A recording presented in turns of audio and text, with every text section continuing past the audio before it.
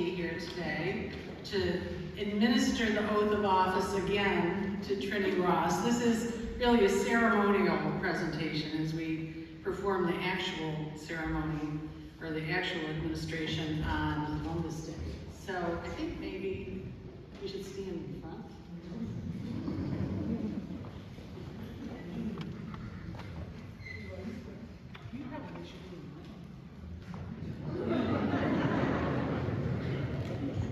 I'm new to the chief judge though, so I haven't done this. All right, so you're gonna raise your right hand. You gotta put your hand on the back. Yeah, switch sides.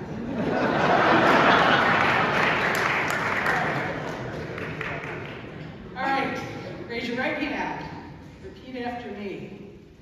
I, Trini Ross. I, Trini Ross, Will support and defend the Constitution of the United States will support and defend the Constitution of the United States against all enemies, foreign and domestic, against all enemies, foreign and domestic, that I will bear true faith that I will bear true faith and allegiance to the same, and allegiance to the same, that I take this obligation freely, that I take this obligation freely without any mental reservation without any mental reservation or purpose of evasion, or purpose of evasion, and that I will well and faithfully discharge and that I will well and faithfully discharge the duties of the office the duties of the office on which I am about to enter.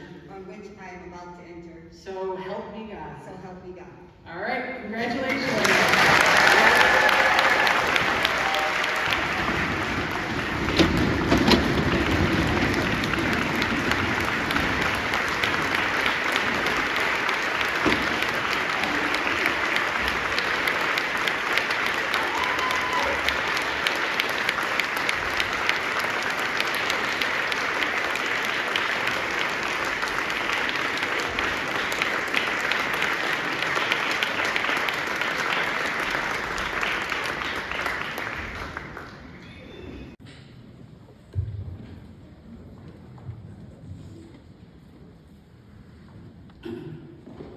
Good evening.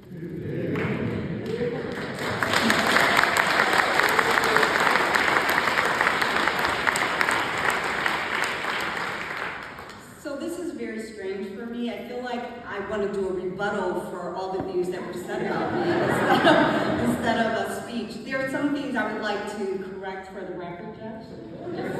But I am going to fight that urge and try to stick to the remarks that I made to give to you all today. Let me start by saying it's really good to be home.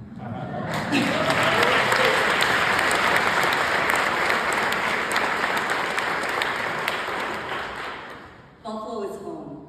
It's where I was born, it's where I was raised, it's where I spent most of my adult life.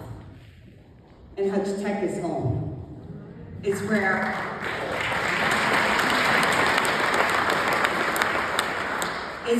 I spent the formative years of my life.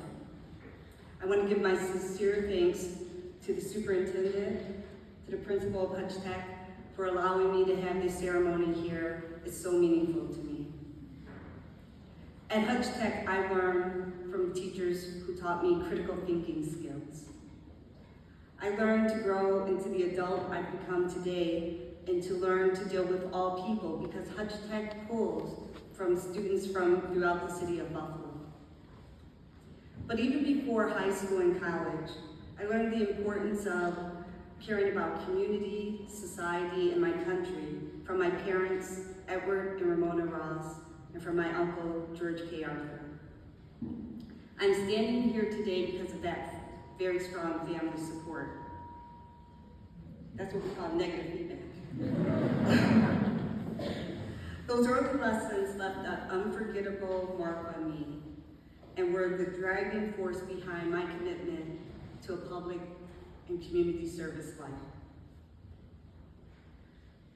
Unlike other people of color and women when I was growing up, who were protesting and challenging our systems of laws and justice, I thought another way to bring about change was to become part of the establishment, to help make those rules. Then I can have a voice, and I can assist with making the rules that were fair for everyone. I wanted there to be justice for all who encountered the criminal justice system, including the defendants, the victims, and their families. I wanted to bring my perspective as a Black woman with Black family members, as a person who grew up with modest means, a member of a diverse community, into the criminal justice system. And as you heard from Justice Niemoyer, I pursued that dream by becoming an assistant United States attorney in March of 1995. Thank you for hiring me. I wasn't going to give up, so it was going to happen. So for the next 23 years, as you've already heard, I prosecuted criminal cases, trying to balance the need to be tough with my unique understanding of how the odds were stacked against many of the defendants based on the color of their skin and their socioeconomic class. In August of 2018, I left my position as an AUSA, a job I loved. It was a difficult decision for me, but it was the right decision. I moved to the Washington, D.C. area and got back to my roots and my love of math and science when I joined the National Science Foundation Office of Inspector General. And those roots, that love, was cultivated right here at Hutchinson.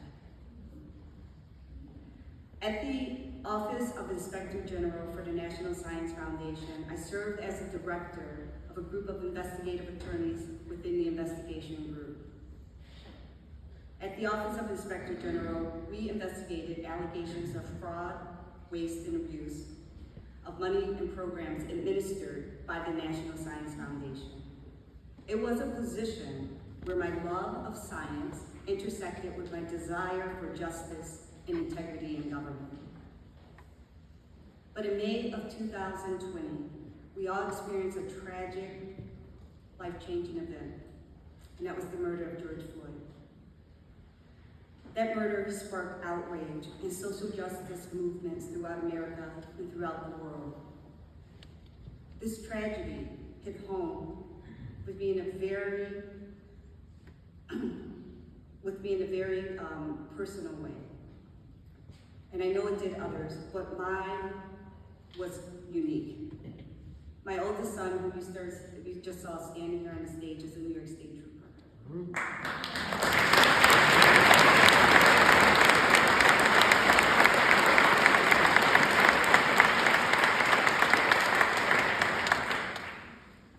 He was called to service to ensure that the protests remained peaceful.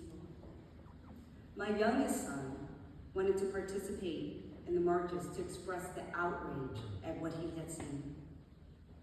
He told me the day after the murder that I should become the United States Attorney because he believed I would take steps to make sure what he saw never happened again. When I asked him why he thought I could do that, he told me because over the 23 years that he grew up with me being a prosecutor, he saw me try to practice what I preached, and that was ensuring that justice was done, no matter the personal circumstances of a defendant or victim. He saw what I did as a prosecutor, and he believed that I could use that experience to become the United States Attorney and to make positive changes. So I started that journey to become the United States Attorney, and along the way, I was completely wowed by the support that I received from the community, from many of you sitting there right now. I'm still struggling to find the right words to express my gratitude and thanks to many of you. Senator Schumer said it best. I have broad community support from many community members, many stakeholders, from the professors at the law school, to civil rights organizations, law enforcement organizations, unions, elected officials, and many others. The fact that all of you would demonstrate such overwhelming support for me, a Black woman, to be appointed to this position, reinforced my faith in the goodness and fairness of the people here in Western New York. I was inspired by the fact that you saw what I see, a need to be inclusive.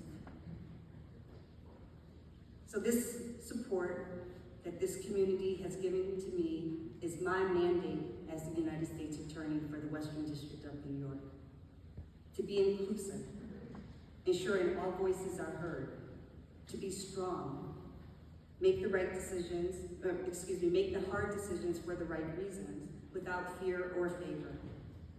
To be innovative, to be proactive to try to protect and prevent crime and hurt from within communities, thereby keeping people outside of the criminal justice system.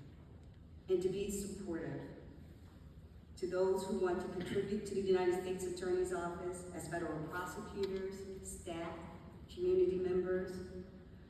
The thoughts and information that you bring to the table, I'm excited to hear. I'm excited to work with the attorneys in my office and intend to set a high bar for them. And I'd like to take a moment, all of you from the United States Attorney's Office, would you take a moment and stand, please?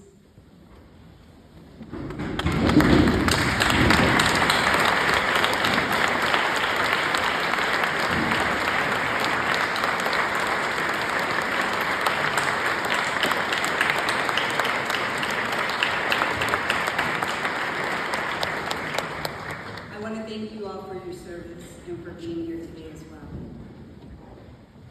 So the United States Attorney is the top law enforcement officer in the 17 counties that make up the Western District of New York. And as the United States Attorney, I am responsible for ensuring that violations of federal laws in the district are justly resolved through prosecution or other means. This is a great responsibility and one that I humbly accept. I promise you that I will use my life experience when carrying out my duties. I understand that I am here for you, the community which I serve. I understand that justice needs to be done and that justice must be tempered with mercy. I understand that justice must take into account many aspects. It's not singular and one size does not fit all. I understand that prevention of crime is the goal, but that when crimes are committed, rehabilitation and restorative justice programs are necessary because sometimes good people make bad mistakes and bad decisions. And eventually, they're gonna have to come back out here into society with the rest of us. I understand it takes a devoted team of investigators, prosecutors, and staff who believe it is our mission to seek justice, not to win at all costs. And most importantly, I understand that, but for the grace of God, it could be me or mine caught up in the criminal justice system as a victim or a defendant. And I know that if that happened, how I would want us to be treated. I try to treat everyone I have encountered during my time as a prosecutor the way I would want myself or my loved one to be treated if they were in the criminal justice system. And I will continue to do that as the United States Attorney. To the students, I'm here on the stage as an alum.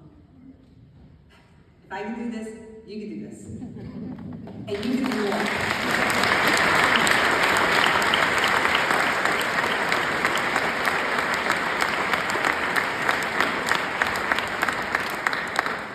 And I expect you to do more, okay? Just so you know. To my family, I thank you for your love and your support throughout my life. To my friends, I thank you for your kindness and support. I especially want to thank my many friends who traveled from out of town to be part of this historic event today. To the judges, elected officials, law enforcement district attorney representatives, thank you for taking time from your busy schedules to be here today. I truly appreciate it, and it means a lot to me to know that we're starting this journey together. And to my colleague, the Honorable Damian Williams, the United States Attorney for the Southern District of New York in Manhattan. Thank you for taking time out of your schedule and for traveling to this part of the state to be part of my investiture. I look forward to working with you over the next several years. And thank you to all the community members and everyone who's here today. Thank you for listening. Thank you for all the amazing things and for our beloved country. Thank you all very much.